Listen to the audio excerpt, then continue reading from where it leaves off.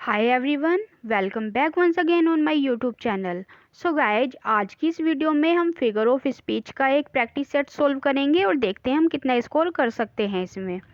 So question number 1, when the sound of a word resembles the meaning it denotes the figure of speech. तो जब कोई sound जो है होता है किसी से रिजेंबल करता है मीनिंग से, तो इसको क्या कहते हैं?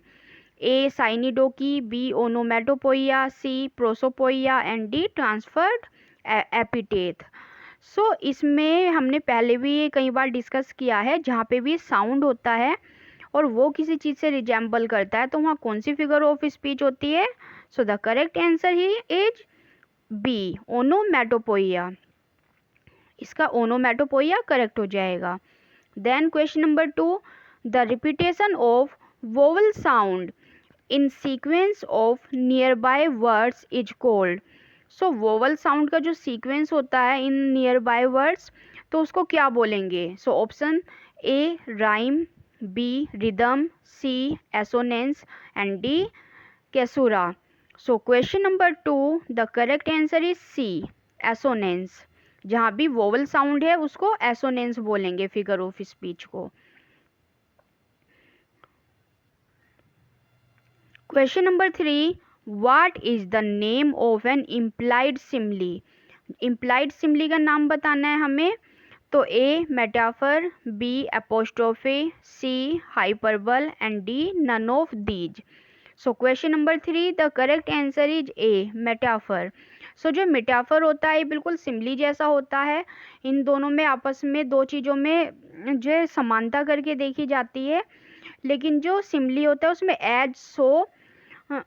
एज सो ऐसे वर्ड्स का यूज होता है लाइक। लेकिन जो मेटाफर होता है उसमें इन सब वर्ड्स का यूज नहीं होता, ये सीधे ही एक वर्ड की कंपैरिजन दूसरे वर्ड से कर लेता है। Question number 4, what is direct address to the dead, to the absent और टू अ पर्सोनिफाइड ऑब्जेक्ट और आइडिया। जब किसी डेड ऑब्जेक्ट की, किसी एब्सेंट पर्सन की जो एड्रेस किया जाता है उसको मतलब पर्सोनिफाई किया जाता है, तो इसको क्या बोलेंगे? So A epigram, B personification, C apostrophe and D none of these. So question number 4, the correct answer is C apostrophe. इसमें इनको एड्रेस किया जाता है, लेकिन don't be confuse with personification, क्योंकि पर्सोनिफिकेशन में जो लाइफलेस ऑब्जेक्ट हैं वो ह्यूमन बीइंग की तरह या लिविंग बीइंग की तरह वर्क करते हैं, लेकिन यहाँ पे ये वर्क नहीं करते, इनको हम एड्रेस करते हैं, पर्सोनिफाई करते हैं। Then question number 5, what is the figure of speech when the real meaning is exactly the opposite of that which is expressed by words apparently. अब हमें इसमें फिगर ऑफ स्पीच बतानी है when the real meaning is exactly the opposite. Means जब हम बोलते कुछ और हैं लेकिन उसका जो मीनिंग है वो कुछ ऑपोजिट होता है, तो उसको कौन सी फिगर ऑफ स्पीच होती है उसमें? A satire, B irony, C oxymoron and D none of these. So the correct answer is B irony.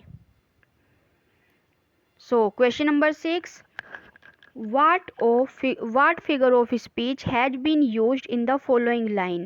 तो यह लाइन दी हुई है, इसमें हमें बताना है फिगर ऑफ स्पीच कौन सी है। All the perfumes of Arabia cannot sweeten this little hand। सो अरब के जितने भी परफ्यूम हैं, सारे के सारे परफ्यूम्स को मिलाकर भी इन छोटे से जो हैंड्स हैं इनको जो मतलब परफ्यूम नहीं कर सकते, इनमें महक नहीं ला सकते। तो इसमें figure of speech option A metaphor, B oxymoron, C hyperbole and D apostrophe. So देखते हैं क्या है correct answer. So the correct answer is C hyperbole. कैसे? इसमें हम किसी चीज़ को बढ़ा चढ़ा करके बोलते हैं। तो अरब का कितना सारा परफ्यूम है, सारे परफ्यूम को मिलाकर भी इसके लिए इतना इनफ नहीं हो पाएगा कि वो अपने लिटिल हैंड्स को स्वीट कर सके, तो दैट इज हाइपरबल। हाइपरबोली भी बोलते हैं इसको। Question number 7, which of the following words is onomatopoeic. अब ओनोमेटोपोइक अभी बताया था मैंने क्या होता है, रिलेटेड टू साउंड। तो A carry, B bear, C fear and D bug. So the correct answer is D, bug. Question number 8. The statement, namely, happiness is but an occasional episode in the general drama of pain, contains the figure of speech. इसमें हमें figure of speech बतानी है। तो A simile, B personification, C paradox and D metaphor. So question number 8, D is correct answer.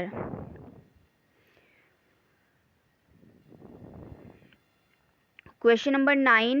Which of the following sentences has the figure of speech called apostrophe? अब इस वाले sentence में हमें apostrophe जो figure of speech है वो find out करनी है कौन से सेंटेंस में है। A. Man is the measure of all things. B. Patriotism. What honors are done in your name? C. My love is red, red rose. And D. All that glitters is not gold. Question number 9. सो देखते हैं correct answer. So correct answer is be here. यहाँ पे patriotism को हमने address किया है। Okay. Question number 10. Identify the figure of speech in the following lines. अब इसमें हमें आइडेंटिफाई करना है फिगर ऑफ स्पीच इस वाली लाइन में कौन सी है। The pen is mightier than sword. इससे पहले भी काफ़ी प्रैक्टिस सेट में ये हम सॉल्व कर चुके हैं। So option A metaphor, B simile, C personification and D metonymy. So question number 10 the correct answer is D metonymy. क्योंकि जो पेन है, पेन मीन्स हेयर, पेन से नहीं है ये, दैट मीन्स जनरलिज्म, पावर ऑफ जनरलिज्म। और ये जो स्वॉर्ड है, स्वॉर्ड का मतलब सिर्फ एक तलवार से नहीं है यहाँ पे, it means forces.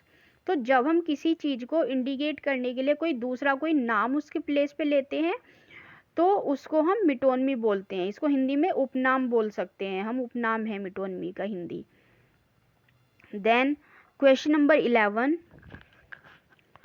What figure of speech is in the man is no fool? अब the man is no fool इसमें हमें फिगर ऑफ स्पीच बतानी है। A लिसोटिस, B tautology, C euphemism and D epigram. So question number 11 the correct answer will B A लिसोटिस। और कैसे पहचानते हैं, जहाँ भी कहीं नो लिखा आ जाता है तो उसमें लिसोटिस होता है। जैसे द मैन इज नो फूल, इसको हम सीधे सीधे ये भी लिख सकते हैं द मैन इज वाइस, लेकिन ऐसे ना लिख के हमने क्या किया, यहाँ पे नो लिख दिया है और यहाँ पे इसका ऑपोजिट कर दिया है जो हम कहना चाहते हैं। तो ये कौन सी फिगर ऑफ स्पीच है, litotes. Question number 12. Find the figure of speech in to err is human and to forgive divine. तो गलती करना इंसान का नेचर होता है और माफ़ करना डिवाइन दैवीय नेचर होता है। सो इसमें फिगर ऑफ स्पीच बतानी है हमें, Simli, metaphor, apostrophe and antithesis. क्या होगा इसमें। सो question number 12 the correct answer will B D antithesis. Antithesis होता है जहाँ पे दो ऑपोजिट बातें एक ही सेंटेंस में कही जाती है, जैसे टू आर इज ह्यूमन। अब जो एरर करना होता है ये ह्यूमन होता है एंड टू फॉरगिव डिवाइन, लेकिन माफ़ करना क्या होता है, डिवाइन होता है, दैवीय होता है। तो यहाँ पे एक ही सेंटेंस है लेकिन दो ऑपोजिट बातें कही गई हैं, तो यहाँ पे एंटीथेसिस हमारा करेक्ट आंसर हो जाएगा। Question number 13. The substitution of part for the whole is. So जब हम किसी होल यानी कि पूरी चीज़ के लिए किसी एक पार्ट को यूज करते हैं उसको एड्रेस करने के लिए, तो कौन सा फिगर ऑफ स्पीच होता है। A synecdoche, B imagery, C metaphor and D symbol. So question number 13 the correct answer is A synecdoche. अब don't be confuse in synecdoche and metaphor, क्योंकि साइनिडोकी में क्या होता है, किसी एक चीज़ का हम क्या करते हैं, पार्ट यूज करते हैं उसको एड्रेस करने के लिए। जैसे अगर हम बोलें कार, तो कार के प्लेस पे अगर हम व्हील यूज करें तो व्हील हमारा कार के लिए यहाँ पे हमने यूज किया है। तो इसका क्या है, कार में व्हील होते हैं तो हमने सिर्फ व्हील बोल दिया है पूरी कार को इंडिकेट करने के लिए। लेकिन मेटोनमी क्या होता है, मेटोनमी होता है जब किसी एक चीज़ के लिए हम किसी दूसरा नाम को यूज करते हैं। जैसे अभी मैंने बोला था पेन, पेन फॉर जर्नलिज्म, तो वहाँ पे मेटोनमी था। ओके, तो साइनिडोकी मीन्स बस इतना याद रखेंगे, जब पूरे पार्ट, पूरे के पूरी चीज़ में से हम किसी एक पार्ट को जो एड्रेस करते हैं उस चीज़ के लिए, तो वो साइनिडोकी होता है। So question number 4, the rhyming of vowel sound without the rhyming of consonant is known as. जब वोवल साउंड की राइमिंग होती है लेकिन कॉन्सोनेंट नहीं होता उसमें, तो वो कौन सा फिगर ऑफ स्पीच होता है जहाँ पे ओनली वोवल साउंड यूज होता है? A alliteration, B rhythm, C melody and D assonance. So the correct answer is D assonance, only for vowel sound. और जहाँ कॉन्सोनेंट साउंड होते हैं वहाँ क्या होता है, कॉन्सोनेंट साउंड होता है। Question number 15, which figure of speech is used in the following lines? Alone, alone, all alone, alone on a wide, wide sea. So A personification, B apostrophe, C alliteration and D pun. So the correct answer is C alliteration. जब beginning में जो कोई letter हम बार बार repeat होता है तो उसके लिए क्या होता है, एलिट्रेशन हम यूज करते हैं। Question number 16. Sorry. So question number 16 is, what is the figure of speech in the following sentence? Authority forgets a dying king. So इसका हमें बताना है correct answer. So A personification, B apostrophe, C hyperbole, D metaphor. So the correct answer will be personification, क्योंकि authority forgets a dying king, जो forget करना होता है, भूलना होता है, ये ह्यूमन नेचर होता है, लेकिन यहाँ पे अथॉरिटी के लिए यूज हुआ है तो हमने इसको पर्सोनिफाई कर दिया है, तो यहाँ पे पर्सोनिफिकेशन करेक्ट आंसर हो जाएगा। Question number 17, which is the figure of speech in the following sentence? Friendship is the sheltering tree. तो यहाँ पे हमको फिगर ऑफ स्पीच बतानी है। So A simile, B apostrophe, C hyperbole and D metaphor. So question number 17, the correct answer is D, क्योंकि यहाँ पे friendship को कंपेयर किया गया है शेल्टरिंग ट्री के साथ, लेकिन यहाँ पे कोई लाइक एज वगैरह हमने यूज नहीं किया, तो ये क्या है, हमारा मेटाफर है, जहाँ पे किसी चीज़ को दूसरी चीज़ के साथ सीधे कंपेयर हो जाता है विदाउट एनी वर्ड।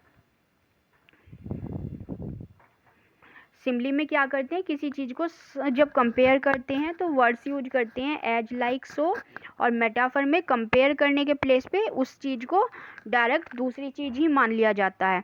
जैसे friendship is like the sheltering tree, ये क्या है, सिम्बली है, लेकिन friendship is the sheltering tree, friendship क्या है, शेल्टरिंग ट्री है, मतलब सीधे इसको दूसरा ऑब्जेक्ट मान लिया है, तो ये मेटाफर है। आई होप समझ में आ रहा है आपको। Question number 18, Milton thou shouldst be living at this hour. So इसमें फिगर ऑफ स्पीच बतानी है। ये लाइन आपको अब पता होगा कहाँ से ली गई है, वर्ड्सवर्थ जी की फेमस सोनेट की लाइन है ये, लंदन 1802। सो इसमें फिगर ऑफ स्पीच देखते हैं, ऑक्सीमोरन, अपोस्ट्रोफी, हाइपरबली, हाइपरबल ही निकलता है मेरे मुंह से, एंड डी सिमली। सो इसका जो करेक्ट आंसर है दैट इज बी एपोस्ट्रोफी। क्यों, क्योंकि यहाँ पे मिल्टन है, ये मर चुके हैं जब तक, और ये जो लाइफलेस हो गए हैं यहाँ पे, तो इनको वर्ड्सवर्थ ने एड्रेस किया है, और जहाँ पे हम किसी लाइफलेस ऑब्जेक्ट को, डेड पर्सन को या किसी भी एब्सेंट पर्सन को क्या करते हैं, एड्रेस करते हैं, वो एपोस्ट्रोफी होता है। Question number 19, point out the figure of speech in the following line. The plowman homeward plods his weary way. अब इसमें हमें weary way देखिए, इसमें हमें फिगर ऑफ स्पीच बताना है कौन सा है. तो A metaphor, B personification, C transferred epithet and D hyperbole. So 19 का जो करेक्ट आंसर हो जाएगा that is C transferred epithet, क्योंकि वियरी वे. अब वे कभी वियरी हो सकता है नहीं, वियरी कौन होता है यहाँ, प्लोमैन होता है, लेकिन हमने वे के लिए वियरी यूज कर दिया, तो यहाँ पे ट्रांसफर एपिथेट है. Question number 20, point out the figure of speech in the following line. Where beauty cannot keep her lustrous eyes. तो pun, personification, simile and oxymoron. So question number 20, the correct answer will be B personification. अब देखिए जो ये हर है ये हम किसके लिए यूज करते हैं, सी के लिए यूज करते हैं, मीन्स ह्यूमन बीइंग के लिए. लेकिन यहाँ पे क्या है, ब्यूटी सब्जेक्ट है हमारा और ब्यूटी के लिए हमने हर यूज किया है, तो यहाँ पे हमने ब्यूटी को पर्सोनिफाई कर दिया, तो पर्सोनिफिकेशन यहाँ पे फिगर ऑफ स्पीच है. Question number 21. Choose the correct figure of speech in the following sentence. The camel is the ship of desert. So metaphor, simile, hyperbole and none of these. तो इसका जो correct answer हो जाएगा that is A metaphor, और metaphor आपको अच्छे से मालूम ही है क्या होता है. Question number 22. Choose the correct figure of speech in the following sentence. The quality of mercy is not strained. It dropped as the gentle rain from heaven. तो metaphor, B hyperbole, C synecdoche and D simile.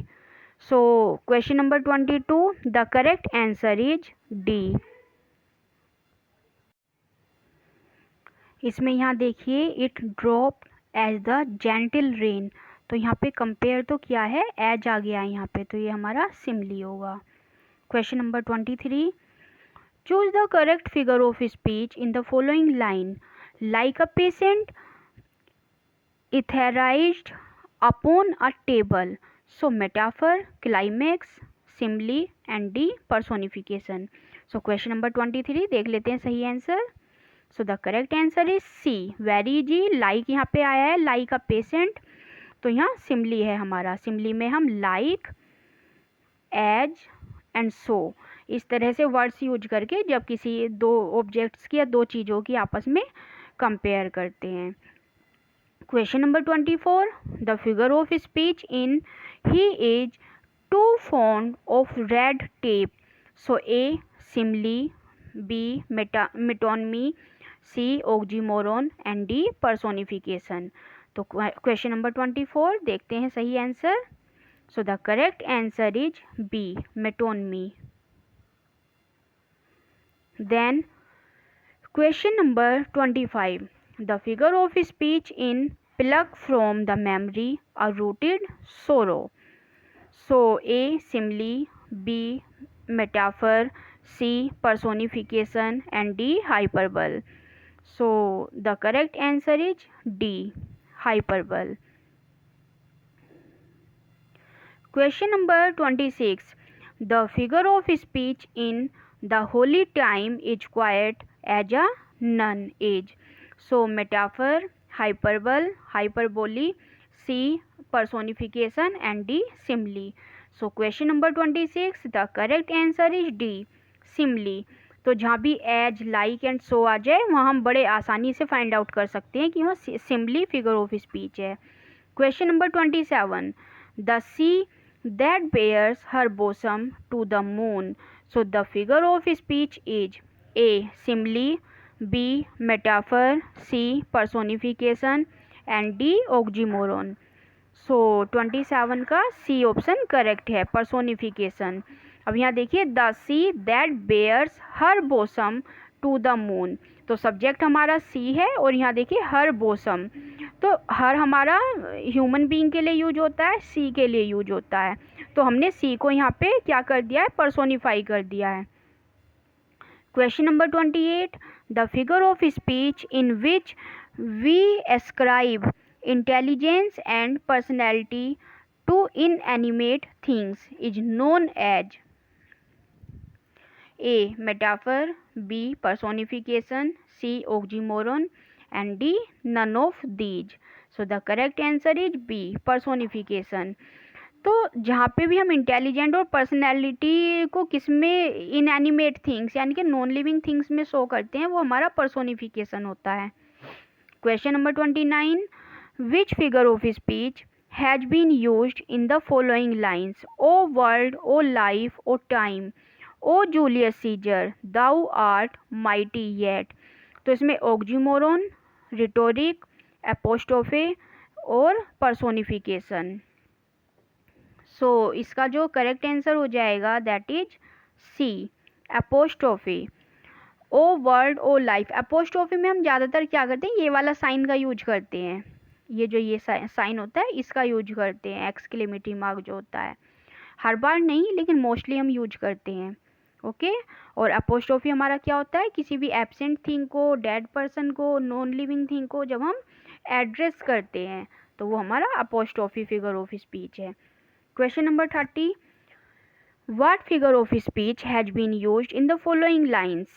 So, even thus last night and now might more I lay and could win thee sleep by and stealth. तो इसमें hyperbole, onomatopoeia, C apostrophe and D oxymoron. तो देखते हैं क्या है correct answer. So the correct answer is C apostrophe. Then question number 31. पन is. तो पन is a figure of speech. तो हम बताते हैं इसमें पन क्या है. ऑपोजिट वर्ड है, प्ले ऑन वर्ड्स है, अ फनी वर्ड है या आइडेंटिकल वर्ड्स हैं. तो question number 31, the correct answer is B, a play on words. यहाँ पे कोई भी एक वर्ड लिख दिया जाता है जो स्पेलिंग में, प्रोनाउंसिएशन में दोनों में सेम होता है लेकिन उसके जो मीनिंग होते हैं वो अलग अलग होते हैं. So that's why pun is a figure of speech based on a play on words. Question number 32. The occurrence of the same letter और साउंड एट द बिगिनिंग और एडजेसेंट वर्ड. जब किसी भी सेंटेंस के बिगिनिंग में, starting में ही कोई same sound या लेटर आते हैं तो उनको क्या बोलेंगे? एलिट्रेशन, एसोनेंस, हाफ राइम और rhyme. So 32, the correct answer will be alliteration. Question number 33. A figure of speech in which a qualifying adjective is sometimes transferred from a person to a thing or from one word to another, so to which it does not strictly belong is called. सो यहाँ बताना है जब कोई adjective जिस word के साथ लगाना है हमें उसके साथ ना लगाकर हम किसी दूसरे वर्ड के साथ लगा देते हैं तो वो कौन सा फिगर ऑफ स्पीच होता है. So A metonymy, B transferred epithet, C apostrophe and D personification. So the correct answer is B, transferred epithet. अब यहाँ देखिए ट्रांसफ़र पहले ही लिखा आ रहा है, जब हम एडजेक्टिव को क्या करते हैं किसी दूसरे वर्ड में ट्रांसफ़र कर देते हैं तो वहाँ transferred epithet figure of speech होता है. Question number 34. Name the figure of speech used in the line just for a handful of silver he left us. So A, हाँ जी, तो आप पहचान सकते हैं कौन सी पोम की लाइन है ये वर्ड्सवर्थ की एक फेमस पोम है. तो आपको कमेंट बॉक्स में बताना है कौन सी है ये पोम. वर्ड्सवर्थ के ऊपर कमेंट किया है ये किसी दूसरे राइटर ने. आपको बताना है कि किस राइटर ने वर्ड्सवर्थ के लिए ये कमेंट किया है, ये आपको मुझे कमेंट बॉक्स में बताना है. वर्ड्सवर्थ की पोम नहीं है ये. So A hyperbole, B synecdoche, C apostrophe and D metaphor. So question number 34, the correct answer will be B synecdoche. अब यहाँ देखिए सिल्वर जो यूज हुआ है, सिल्वर हुआ है उसने जो भी उसको पेंशन मिली थी या जो भी उसको गेन मिला था, बेनिफिट्स मिले थे, उस सब के लिए यूज हुआ है यहाँ पे. जो उसको एक कह सकते हैं कि मेडल टाइप मिला था या वो पोइट लॉरिएट बन गया था, तो किसी एक राइटर ने उस वर्ड्सवर्थ के ऊपर ये कमेंट किया था।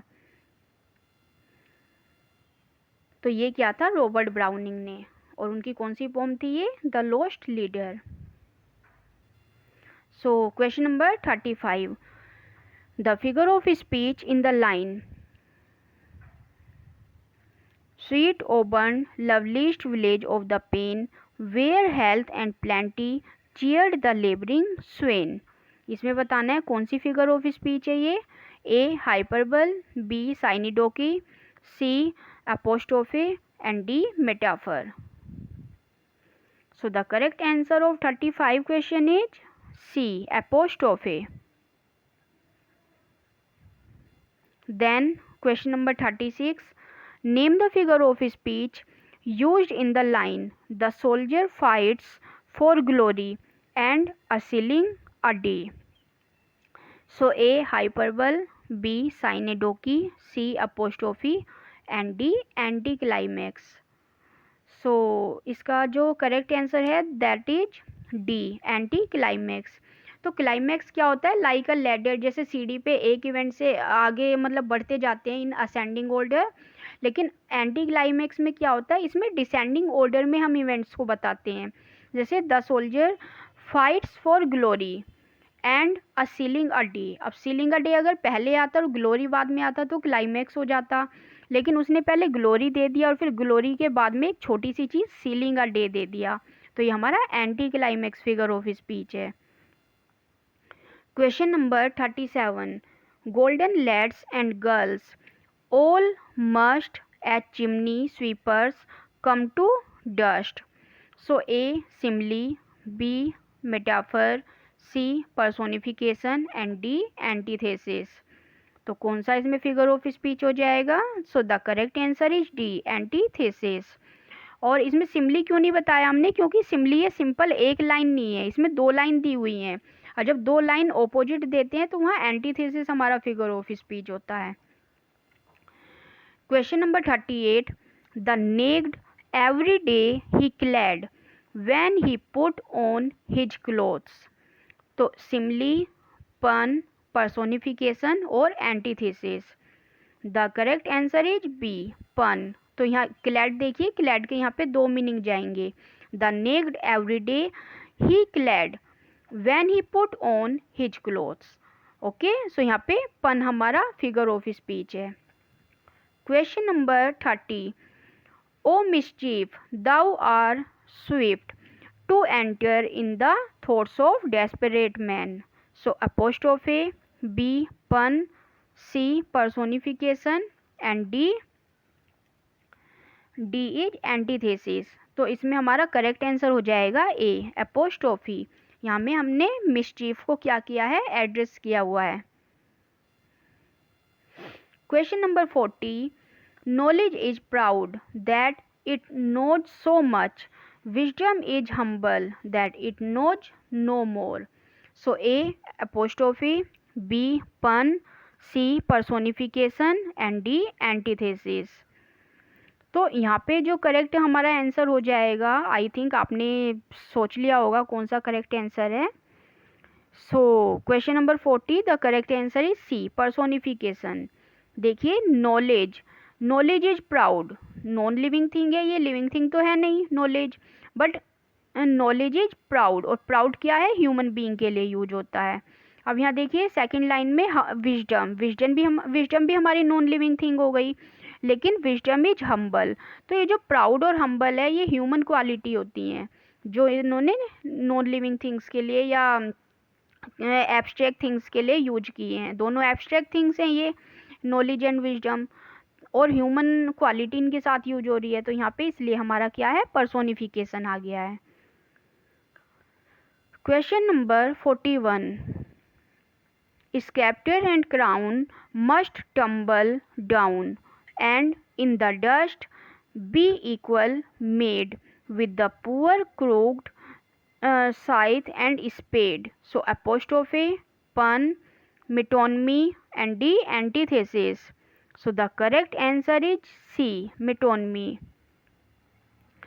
क्योंकि ये जो यहाँ वर्ड्स यूज हुए हैं ये हमारे मिटोनमी है। किसी ये क्राउन का मतलब यहाँ पे क्राउन ना होकर के क्या है, राजा है, तो या फिर पूरा का पूरा शासन है, उसके लिए मतलब मिटोनमी क्या होता है, उपनाम होता है जो हम किसी और चीज के लिए कोई दूसरा वर्ड यूज करते हैं तो वहाँ मिटोनमी होता है।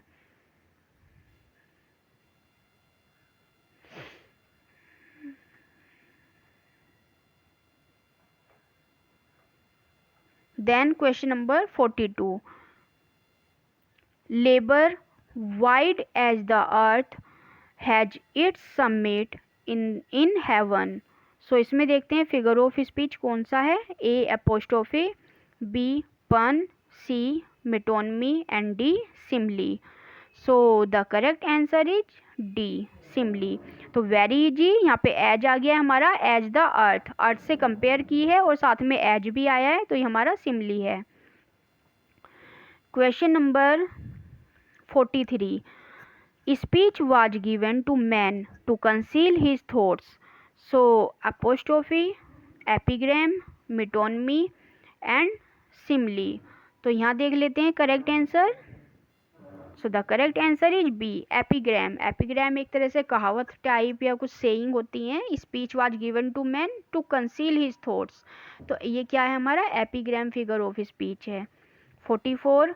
Sweet Thames run softly till I end my song. So A apostrophe, B epigram, C metonymy and D apostrophe. सो यहाँ दोनों तरफ एपोस्ट्रोफे दे दिया है इन्होंने, तो हमारे लिए तो 3 ही ऑप्शन हो गए, अब 3 में से फाइंड आउट करना है। तो इसका जो करेक्ट आंसर हो जाएगा दैट इज अपोस्ट्रोफे। तो स्वीट थीम्स को हमने यहाँ एड्रेस किया है, sweet Thames run softly till I end my song. So D is correct answer. 45. Errors like straws upon the surface flow, he who would search for pearls must dive below. So apostrophe, epigram, metonymy and simile, कौन सा correct answer है यहाँ पे? So the correct answer is C simile, क्योंकि again here you see like, so errors like straws, तो straws के जैसे इन्होंने एरर को कंपेयर किया है और साथ में लाइक भी आया है, तो हमारा सिमली है। Question number 46. They speak like saints and act like devil. So A simile, B metaphor, C oxymoron and D antithesis. तो इसका जो करेक्ट आंसर हो जाएगा, don't be confuse with Simli कि यहाँ पे लाइक आ गया है और यहाँ भी लाइक आया है तो ये तो हमने सिमली लगा दिया, रॉन्ग हो जाएगा एग्जाम में। इसमें देखिए मैंने क्या बताया था, जहाँ भी 2 सेंटेंस आते हैं, they speak like saints and act like devil, तो इसमें क्या होता है, दे स्पीक लाइक सेंट्स साधुओं की तरह बोलते हैं और उनका काम कैसा है, डेविल्स जैसा है, तो 2 अलग अलग चीजें आ गई हैं, ओपोजिट थिंग्स आ गई हैं, तो ये हमारा एंटीथेसिस है। 47. Youth is full of pleasure, age is full of care. So simile, metaphor, oxymoron and D antithesis. Again the same answer is D antithesis, जहाँ एक ही सेंटेंस में 2 अलग अलग बातें कही गई हों। 48. Hail smiling morn. So simile, metaphor, apostrophe और antithesis. So the correct answer is C apostrophe. यहाँ देखिए एक तो ये वाला साइन हम मोस्टली यूज करते हैं अपोस्ट्रोफी में, और साथ में इसमें हेल स्माइलिंग मॉर्न, इसको हमने स्माइलिंग मॉर्न को क्या किया है, एड्रेस किया है यहाँ पे। Question number 49. Can we walk together except they be agreed. So A simile, B interrogation, C apostrophe and D antithesis. So the correct answer is B interrogation. Can से start हुआ है, क्वेश्चन पूछ रहे हैं यहाँ पे, ये हमारा इंटेरोगेशन है। Then question number 50. Hasten slowly. So A oxymoron, B metaphor, C apostrophe and D antithesis. तो यहाँ देखिए हेस्टिन होता है जल्दी करने से और स्लोली होता है धीरे से। अब जो 2 वर्ड हमारे opposite side by side use होते हैं उसके लिए हम फिगर ऑफ स्पीच कौन सी लगाते हैं, ऑक्सीमोरन, तो ए इज करेक्ट आंसर हेयर। 50 का करेक्ट आंसर हो जाएगा ए। देन अगेन 50 क्वेश्चन आ गया यहाँ पे, नंबर का ये प्रिंट मिस्टेक है यहाँ पे। So identify the figure of speech in the following statement, it was the best of times and it was the worst of times. तो simile, antithesis, metaphor and oxymoron. Again you see, दो sentence दिए हुए हैं side by side, और यहाँ पे best of time या worst of time, दोनों में ऑपोजिट बातें कही हैं, तो ये हमारा एंटीथेसिस है। तो आज का ये वीडियो आपको कैसा लगा प्लीज़ कमेंट बॉक्स में ज़रूर बताइए। वीडियो पसंद आई है तो प्लीज़ लाइक कर दीजिए, चैनल पर नए हैं तो सब्सक्राइब कर दीजिए, और फिर मिलते हैं नेक्स्ट वीडियो में। जब तक के लिए बाय।